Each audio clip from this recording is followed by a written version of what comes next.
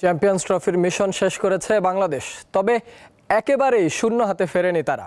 পাকিস্তানের সাথে ভাগ করে নেয়া 1 পয়েন্টের সুবাদে থাকছে কোটি টাকার প্রাইজ মানি। কথাটি হয়তো ভুলেই বলে ফেলেছিলেন শান্ত, এমনটাই এখন মনে করতে পারেন তিনি। চ্যাম্পিয়ন্স ট্রফিতে 2টি ম্যাচ খেলেছে বাংলাদেশ। ভারত আর নিউজিল্যান্ডের কাছে সেই 2টি ম্যাচই হেরে মিশন শেষ করেছে শান্ত বাহিনী। গ্রুপ পর্বে পাকিস্তানের বিপক্ষে ম্যাচটি বৃষ্টিতে ভেসে গেছে, যেখান থেকে 1 পয়েন্ট নিয়ে সন্তুষ্ট থাকতে হয়েছে মিরাজ মুশফিকদের।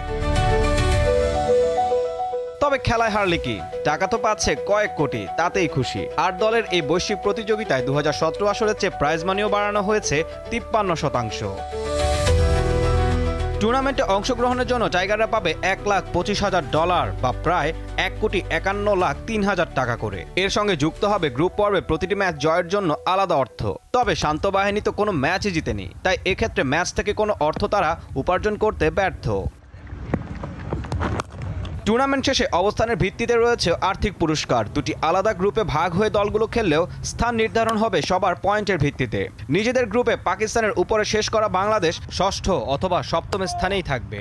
ইংল্যান্ডের জয় পরাজয়ের উপর নির্ভর করছে বাংলাদেশের অবস্থান, তাই ষষ্ঠ স্থানে থাকলে প্রাইজ মানি পাবে প্রায় $4,22,88,000 টাকা, আর সপ্তম হলে প্রায় $1,69,00,000 টাকা। অর্থাৎ কোনো ম্যাচ না জিতেও সব মিলিয়ে প্রায় $3,20,00,000 অথবা $5,73,00,000 টাকার মতো পাবে টাইগাররা।